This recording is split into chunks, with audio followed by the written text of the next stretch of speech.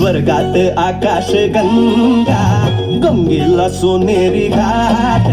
स्वर्गात आकाश गंगा गंगेला सोनेरी घाट. घाटाला पायऱ्या 100 हे घाटाला पायऱ्या 100. झाला आनंद आली बहार, झाला आनंद आली बहार.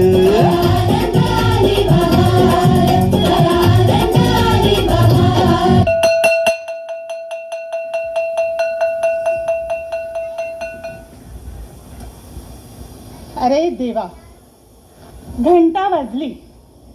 आता तुम्हाला वाटलं असेल की झाला अभ्यास सुरू. घाबरू नका बरं का.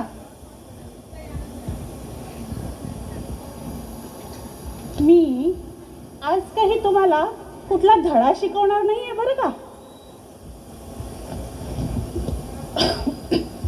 मी आज तुम्हाला काही धडा शिकवणार नाहीये बरं का, आणि ना प्रश्न उत्तर विचारणार आहे. बाप रे, थकली, फार लांबून आली मी. असो, मी शाळा. हो, आश्चर्य वाटलं ना. आता तुम्ही म्हणाल शाळा ही मुलीच्या वेशात. अहो, शाळा म्हटलं म्हणजे फक्त 4 भिंती नाही. शाळा ही जिवंत असते प्रत्येक शिकलेल्या मुलीमध्ये. मी शाळा, माझ्या 4 भिंती, 1 फळा आणि काही बाकं. बापरे, काय गरम होत चाललंय हे. मी शाळा, माझ्या 4 भिंती, 1 फळा आणि काही बाकं. आणखी रोजचं तुमचं उठा बसा ऐकलेली मी. आणि हो, एवढंच नाही बरं का, माझ्या भिंतींनी तुम्हा सर्वांचे हसरे चेहरेही पाहिलेत आणि तुम्हा सर्वांचा रडका निकालही मीच पाहिला. आता मला एक सांगा बरं, तुमच्यापैकी कधी कोणी शाळेवर प्रेम केलंय का हो? अरे नसेल केलं तर आज मात्र नक्की करा. मी एवढंच काय, तुम्ही शाळेत आल्यावर सांगणारं सगळ्यात मोठं खोटं म्हणजे कुठलं, की बाई आज गृहपाठ विसरलो. हे जगातलं सगळ्यात मोठं खोटंही मी ऐकलंय. अशी ही तुमची शाळा. मी रोज सकाळी लवकर उठते. अहो, तुमच्यापेक्षाही लवकर. पण तुम्ही उशिरा आलात तर मी मात्र काही बोलत नाही. पण हां, माझी घंटा मात्र तक्रार करते. काही मुलांना तर वाटतं की शाळा म्हणजे तुरुंग. काय करावं या पोरांचं तर माहीत नाही. पण जेव्हा ही मुलं सुट्ट्यांमध्ये घरी राहतात ना, तेव्हा मला मात्र त्यांची खूप आठवण येते. आणि तेव्हा वाटतं हेच तर आपलं नशीब. मी अशीच कुठली साधी शाळा नाही बरं का. मी आहे ती शाळा जिच्या पायभरणीशी एक स्त्री उभी होती. हातात लेखणी, डोळ्यात स्वप्न आणि मनात समाज बदलायची जिद्द. हो, मी आहे सावित्रीबाईंची शाळा. आणि सावित्रीबाई म्हणजे सावित्री ज्योतिबा फुले. त्या फक्त पहिल्या महिला शिक्षिकाच नव्हत्या, तर त्या होत्या सहनशीलतेची शाळा. त्या शिकल्या, पण त्याहून जास्त त्या सहन करत राहिल्या. रस्त्यावरील अपमान, अंगावरील शेण आणि समाजाचा तिरस्कार, खूप काही. मी हे सगळं माझ्या डोळ्यांनी पाहत होते. तेव्हा एकदा मी माझ्या सावीला विचारलं, सावी, का म्हणून एवढं सहन करतेस ग तू? हे लोकांचं बोलणं, हा रस्त्यावरील अपमान, काय म्हणावं सावी तुला काय म्हणावं? तेव्हा माहिती आहे लेकींनो, माझी सावी काय म्हणते? ती म्हणते मला, शाळे, हा रस्त्यावरील अपमान मला थांबवू शकत नाही ग. हा रस्त्यावरील अपमान मला थांबवू शकत नाही ग, कारण माझ्या डोळ्यासमोर हजारो मुलींचं भविष्य उभं आहे. आज आज शिक्षण म्हणजे फक्त अक्षर ओळख नाही, तर शिक्षण म्हणजे अन्यायापुढे उभं राहण्याची ताकद आहे. घालू नको. आज मी जे सहन करते ते फक्त माझ्याकरिता नाही, तर येणाऱ्या पिढ्यांकरिता. कारण शिक्षणासाठी सहन केलं तरच पिढ्या वाचतील, शाळेत तरच पिढ्या वाचतील.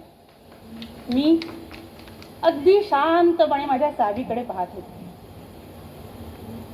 नेहमीप्रमाणेच सावी कालही माझ्या शाळेच्या प्रांगणात आली. नेहमीप्रमाणेच आमच्या गप्पा रंगल्यात. आणि गप्पा रंगता रंगता सावी मला बोलते कशी, ही शाळेत माझ्या मुली शिकल्या, मोठ्या झाल्या, डिग्री मिळवली, नाव मिळालं, काहींना खुर्च्या मिळाल्या, काही अधिकारी झाल्या, तर काहींनी स्वतःची ओळख निर्माण केली. पण शाळेत शिक्षणाचा उपयोग फक्त स्वतःपुरताच का ग? मी जे सोसलं ते फक्त नोकऱ्या मिळाव्या म्हणून नव्हतं, तर मी ते सोसलं की माझ्यानंतर येणारी प्रत्येक स्त्री ही डोळे झाकून जगू नये आणि स्वार्थाकरिता अजिबातच जगू नये. सावी म्हणते, मला अभिमान आहे माझ्या लेकी शिकल्या, पण खंत एक आहे की त्या शिकूनही गप्प आहेत.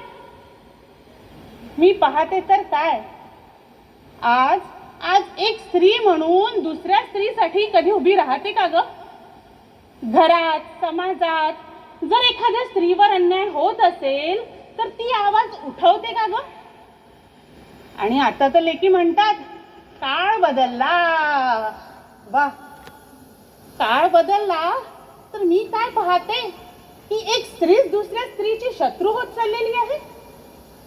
आज जर एखादी स्त्री समाजकार्य करत असेल, आपल्या कुटुंबासाठी काही काम करत असेल, तर आज तिला साथ देण्यापेक्षा माझ्या लेकी तिला नावं बोटं ठेवण्यातच स्वतःचा मोठेपणा समजतात.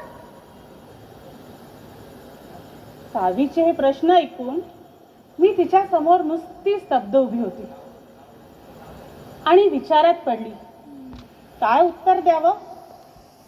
आणि मनात प्रश्न निर्माण झाला की माझ्या सावीने जे सहन केलं त्याचं खरंच सार्थक झालंय का?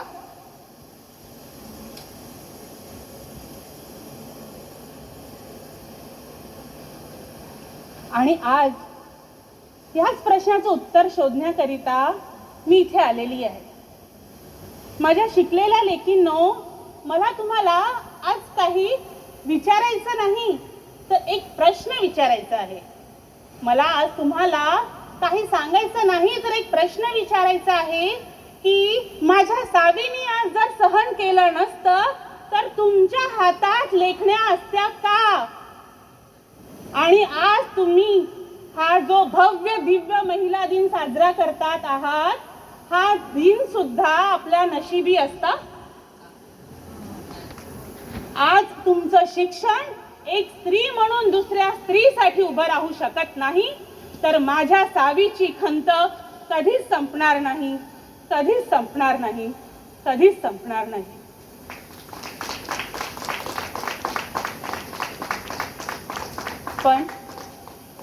पण आशा आहे, कारण आज ही काही लेखण्या जाग्या आहेत, माझ्या सावीचं स्वप्न पुढे नेत आहेत.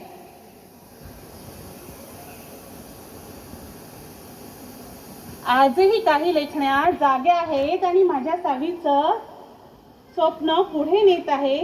मला आज तुम्हाला काही सांगायचं नाही, तर मागायचं आहे. मी सावित्रीबाईंची शाळा आणि तिचा हा वारसा मी फक्त एकटी जपू शकत नाही बरं का. हा वारसा तुम्हा सर्वांच्या हातात आहे. एक शाळा म्हणून आज मी तुम्हा सर्वांकडून एक प्रतिज्ञा म्हणून घेणार आहे.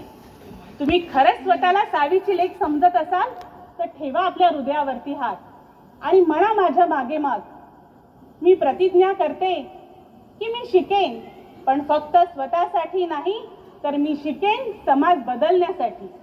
मी कुठल्याही मुलीच्या शिक्षणावर गदा येऊ देणार नाही. मी अन्याय पाहून गप्प बसणार नाही आणि एक स्त्री म्हणून दुसऱ्या स्त्रीच्या पाठीशी खंबीरपणे उभी राहील. सावित्रीबाईंची लेखणी, तिचा संघर्ष आणि तिचा वारसा मी जपेन आणि पुढे नेईन.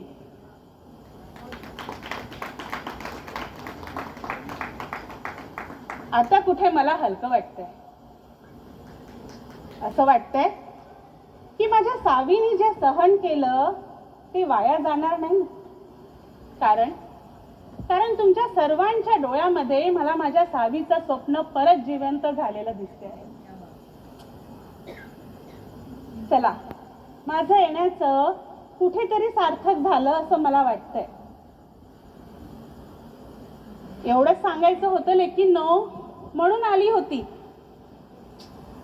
निघते, पण माझ्या सावीचं स्वप्न तुम्ही विसरू नका बरं का.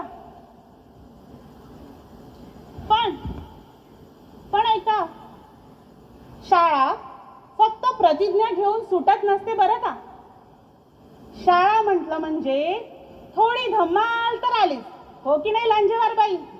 ओ सुरजुसे बाई, शाळा म्हटलं म्हणजे धमाल आली की नाही? आता मला तुमचा आवाज नको ना तुमचं रडणं नको. आता मला फक्त तुमचं हसणं हवं आहे.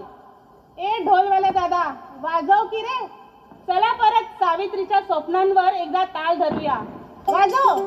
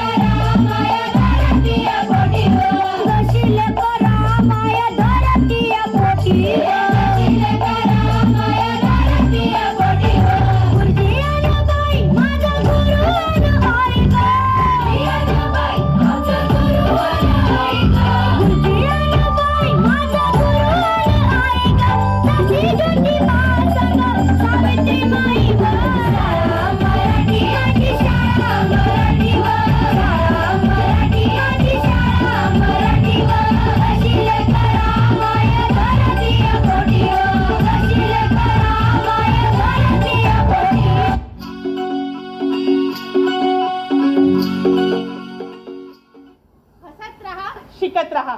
जिथे मुली हसतात तिथे सावीचं स्वप्न जिवंत राहते. धन्यवाद.